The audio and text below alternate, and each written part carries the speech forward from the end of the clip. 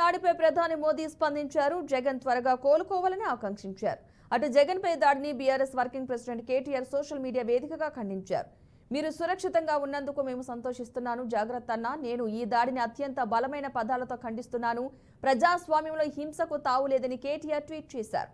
ఈ ఘటనపై విచారణ జరిపి కఠిన చర్యలు తీసుకోవాలని ఎన్నికల సంఘాన్ని కేటీఆర్ కోరారు.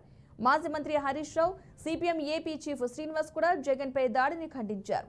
సీఎం జగన్ త్వరగా కోలుకోవాలని తమిళనాడు సీఎం స్టాలిన్ ఆకాంక్షించారు. రాజకీయ విభేదాలు హింసాత్మకంగా మారకూడదు.